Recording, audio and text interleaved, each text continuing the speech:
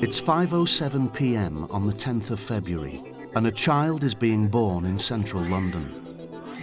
According to astrology, he's born under the star sign Aquarius. He will be innovative, sociable, and unconventional. But we can reveal that the method that Western astrologers use to calculate our star signs is flawed.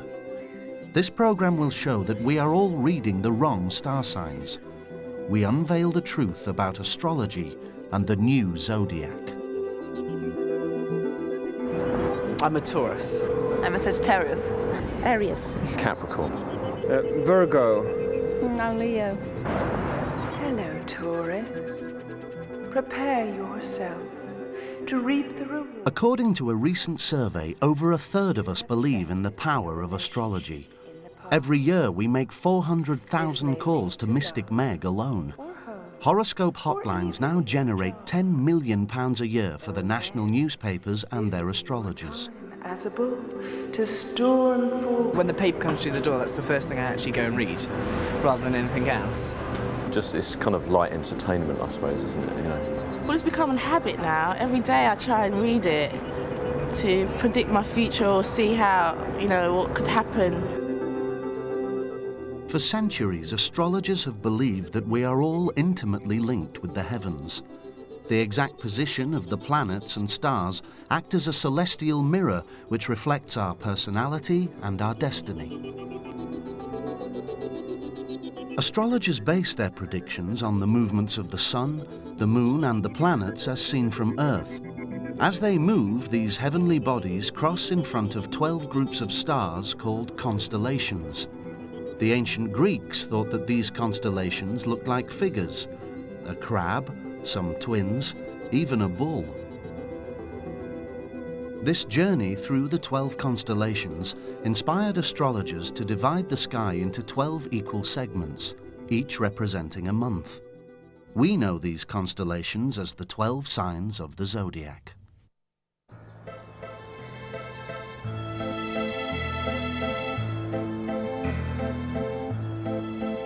Russell Grant stars, February the 24th, 2001. 3, 2, 1. Hello, Russell Grant here with your Aries stars for February the 24th, 2001, starting Saturday, uncovering the next 7 days. Russell Grant has been casting horoscopes for decades. He records his weekly horoscope hotlines from his home in North Wales. The astrologer's job is to point you down the right road. So we're a kind of a celestial AA or RAC man who's saying that's the route to take. You then as an individual can say, well, that would be very nice, but I don't want to, or thanks very much, I will. So how we would start this forecast is we would look to see what's happening on a given day. I've chosen April the 20th, there's a lot going on there. Saturn's going to... Astrology for me is scientific to the point that you have to have astronomical data to be able to calculate and cast the individual's natal chart. Then the art of astrology is being able to interpret it so that people can understand what you're saying and use it to the best of their ability. One-track-minded, very ambitious. Hard on the outside, always like in the lead of the pack, but they feel a bit of the hurt. Stiff, boring, kind of safe people. A bit cold, I think. But I don't know. I'm not cold. Scientists regard astrology as a pseudoscience. In other words, not a science at all. Astrology takes the Earth, not the Sun, as the center of the solar system. But this geocentric perspective simply doesn't represent how the stars are arranged in space. Francisco Diego is an astronomer at University College London. When we look at the sky, we see the sky as a kind of ceiling on which we have the stars, the planets, the sun and the moon all stuck in that invisible surface. But it is very deceptive, because once we take into consideration the distances of each of these stars, the constellation acquires a three-dimensional characteristic that is meaningless. As soon as we move our point of view from the Earth and we go far away from the solar system, the constellation is completely distorted and disappears. How, for example, can a planet tens of millions of miles away affect us Earthlings? I'm going to be perfectly honest and say to you, I've no idea. All I can say to you is, I know it does work, and after many years of doing it, so many people have found a more fulfilling life as a result of it working. And when anyone has the answer to why does it work, I think perhaps astrology may well go out of fashion, because I think part of its appeal is this mystique of how does it work? This blind faith in astrology raises the hackles of the astronomer. How can astrologers believe in a system when they have no idea how that system works? How many factors intervene and have influence in the way a particular person is going to behave? Is it only the stars? Is it only the sun and the planets? How about their families? How about their environment? How about if they live in a city or in a farm? Or if they have a disease in their families? How about their friends, their food? Many astronomers do feel quite strongly against astrology. I think this is because astronomers are essentially technicians who measure, and they measure very physical things, and they're worried about very physical relationships and how they happen. In fact, this is a little bit arrogant, but I sometimes think that they are the people who will be doing the measuring for us. They are the mechanics of the universe. They're not the philosophers of the universe. And therefore, I think it's rather important of them to try and say they're philosophers just because they're very good mechanics. But perhaps the philosophers should listen to the mechanics more often, because Western astrology faces a fundamental problem.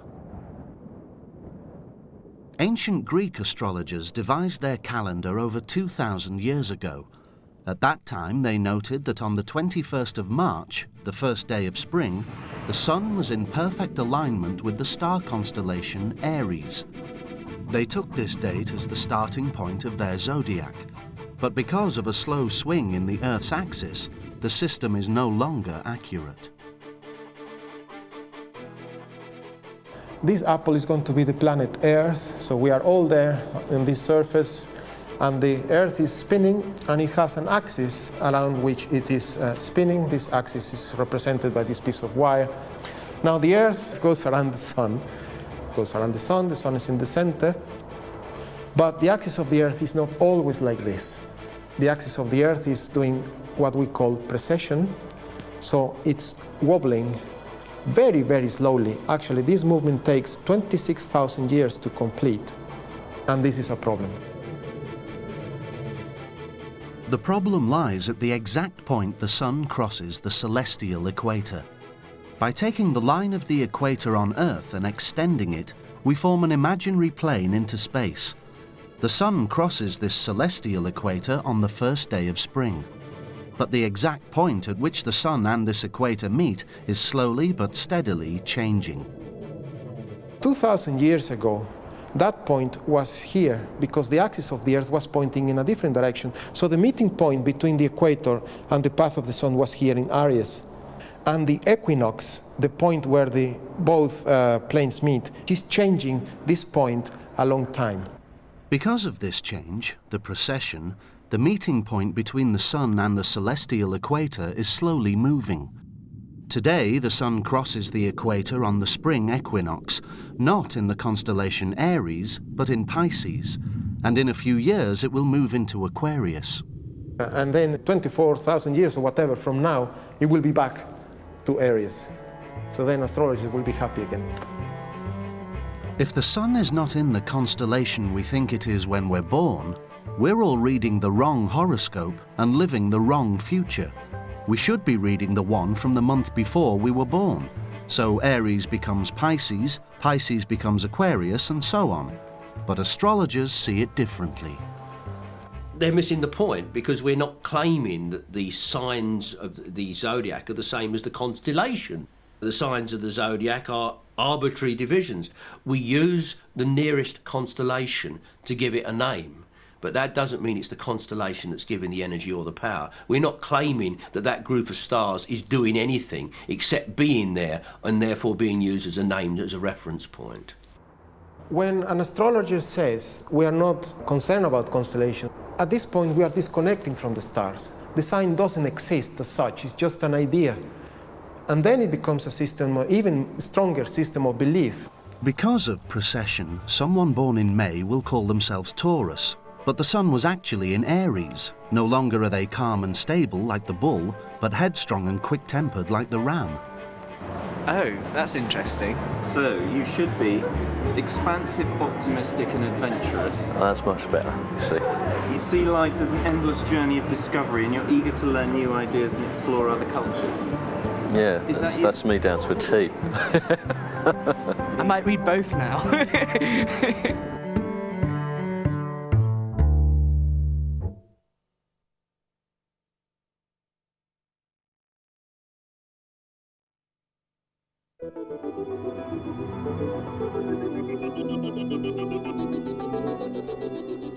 If our zodiac is flawed in the way the scientists say it is, why do we put our faith in it?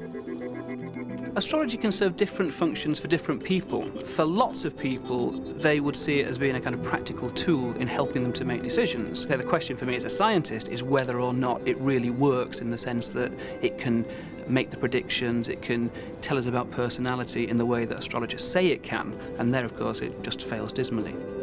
Chris French is a psychologist who has scrutinized the work of astrologers for many years.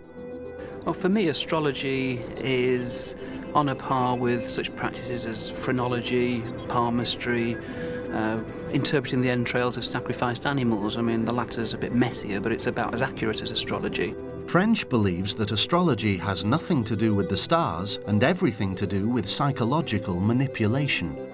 He points to a phenomenon known as the Barnum Effect, named after circus man Phineas T. Barnum, who claimed that there's a sucker born every minute. If you say to people, you've got a lot of unused potential, you've achieved quite a lot in life, but there's a lot more there that you could achieve, virtually everyone will think, yep, that's me. Now, if you go through the sun sign horoscopes, you'll find lots of statements of that kind that basically would apply to anyone. But when you're sitting there reading it from your own individual perspective, you think, yep, that's me, got me to a T. I think it's important to make a distinction between tabloid astrology, the horoscopes, the stars as published in the newspapers, and what we might call real astrology. Unlike the tabloid astrologers, a real astrologer plots a natal chart specific to the exact time, date and place of your birth. They interpret that chart in a personal consultation. According to skeptics, however, during these consultations, the astrologer uses a method known as cold reading, a type of educated guesswork. To infinity in all directions. Cold reading is a technique by which you can convince complete strangers that you know all about them. When you're actually dealing face-to-face with someone, you can pick up on information that they are giving you. You can use non-verbal communication cues. You can throw out statements as questions. This is a very common technique for psychics and astrologers. Say things like, I'm getting something about a problem at work. Does that mean something to you? Now, again, you're asking the client to fill in the details. So if the client says, well, yes, new boss has just started, don't get on with him at all, then that's a hit. Score 1 for the astrologer. Roi Gillett is president of the Astrological Association. He's practiced real astrology for the last 25 years and gives personal consultations from his office in his back garden. I don't claim any authority. I'm not a clairvoyant. I'm not picking things out of thin air. Everything that I'm going through is disciplined by the cycles I've experience of. We decided to put astrology to the test. Tony Ewens is a skeptic, skilled in the technique of cold reading.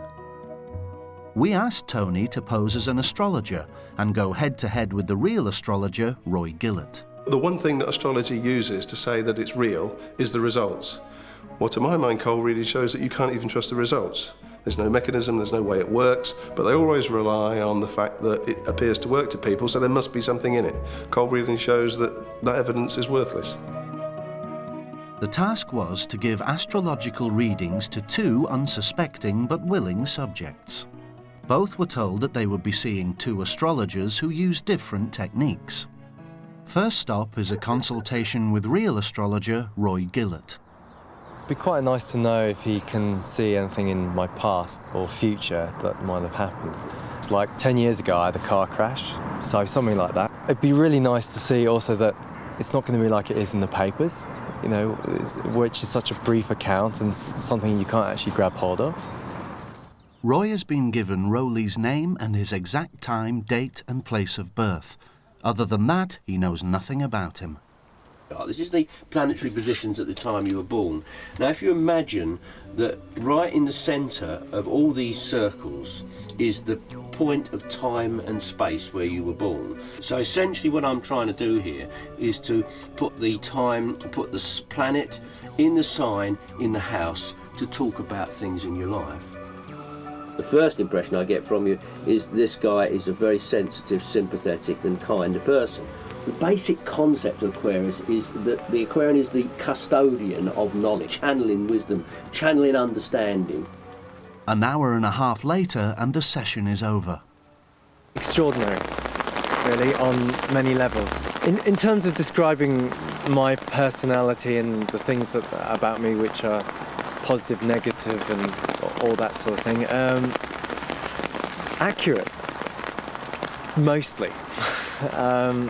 I think it's more like someone saying to you, you know this really big secret which you've been carrying around with you for a long time. Well, I have an inkling that I know what it is. Is it this? And you say to yourself, oh my God, that's only something I could know. It's Avril's turn to have her stars put under the spotlight by the real astrologer. I do read the horoscopes. I like to see if my life coincides with what they said about it, really. It's just sort of fun. Also, I believe it's a sort of science. I think if he picks up from the stars that I'm in a period of intense change at the moment, then I'd be impressed. And then we mean that the sun was in the area of Pisces at the time you were born. I have done a lot of international travel in my life. This was completely blank on my chart. And he found out that the reason for the absence of any sign in that kind of house was because when I travelled abroad as a child, my family were responsible for that travel. And later on, I've just done an international theatre tour, and that was because of work. So I wasn't initiating the travel. I sort of feel it's based on some insight that he's got from this system. Both were impressed by how perceptive the real astrologer was. The next day they visit our imposter, Tony Ewens. They believe he's also an astrologer, but one who uses a different technique. Tony knows no more about Rowley than Roi did, but using his skill as a cold reader, Tony will attempt to convince Rowley that he has incredible astrological insight. Almost certainly haven't reached full potential, and you're almost certainly aware of it. And you intend to push yourself further. Some of it was very general, and some of it was actually remarkably specific. The reading has to be, in the eyes of the person, believable. So I use flattery, and I'll say generally nice things and positive because I want them to feel happy. They're much more likely to accept a statement like that. If I'd just been half hour of flattery, then it really wouldn't have been credible. So I had to throw in negative sorts of things as well to make it work. He actually wrote down, think Aquarians have problems with their knees. I believe that there might be a scar on his right knee. The scar on the knee thing is extremely common. Most men will have scars on their knees. It doesn't always work, but it's certainly worth trying because when it does work, then it seems very specific. And yeah, I have a scar on my right knee. So I was like, oh, okay. A lot of the time you will adapt what you say depending on the feedback you get from the other person. So you need to make them relaxed and chatty. That's the main thing. If they shut up and don't talk, then the reading's going to be far less effective. Tony's approach was different. I think he was very much trying not to use terms like, your rising moon is 30 degrees out and it's upside down with Virgo.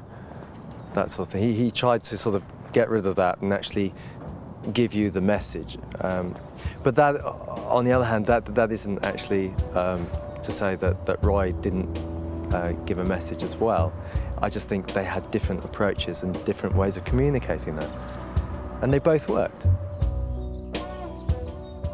So far, Tony appears pretty convincing, But how will he fare with Avril? Really turn around and say, well, this definitely happened, and you say, well, no, it didn't, because it might not have done. Right. You've got an interest in fantasy and drama and things. Would that be true? Yeah? I haven't made it up because it's there. No, of course. Good. Do you want me to tell you? Yeah, sure. I'm an actress. Oh, right. Oh, right. Well, I put down that she had an interest in fantasy and drama, which I also said originally for Rowley as well. But, of course, she picked up on it, so I just developed that a little bit to make sure it went home. But certainly something legal. I say it could be happening now or maybe shortly. Well, I'm remember buying a property. There's lots of ways of asking a question. You know, I can say, I'm seeing legal matters here. And stopping, and that's a question in my book, but I haven't actually said, are you having trouble with legal matters? These, what makes it so much easier. But when you do lots of different readings for people, you can make lots of different statements, and some of them will come true, and to that person, it's a very, very real thing.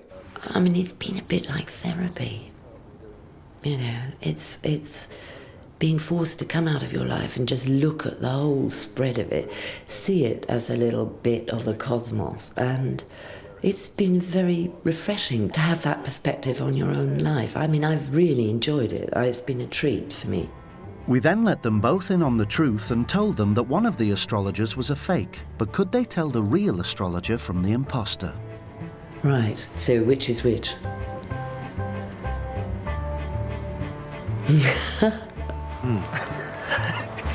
Far out. Cool. I suppose I would say the astrologer is this guy. I would say that the one today used psychology and the one yesterday used astrology. So Avril guessed wrong and Rowley guessed right. I felt like saying, look, hang on, this is nonsense, you know, stop me now. Don't you see this is ridiculous? I wanted to, I had to suppress myself. I wanted to say, look, I can see clearly that Mars is in Uranus or something, you know, because it just seems silly. But I resisted the temptation. I've been impressed by the insights I've had and however they've got at them. You know, it's something I wouldn't mind doing again. I do encourage you to look at a chart, to try and understand how it works. And if you do, you will be as amazed as I was of how relevant astrology is in your life. It worries me that people would ask for advice. If they just asked me as a person on the corner, what do you think I should do? They wouldn't pay much attention to that advice. But because I say, well, I'm an astrologer and I can see the movement of these celestial planets that are going to influence you in some way, then they seem to take that as somehow more real. Astrologers are not con artists. They're not out to deliberately fool people and to fleece them and take their money. In fact, astrologers typically are 100% convinced, 110% convinced that astrology really, really works. But their faith is in an astrology that is flawed. Astrologers should now make their predictions from the new Zodiac, where your horoscope is the one from the month before you were born.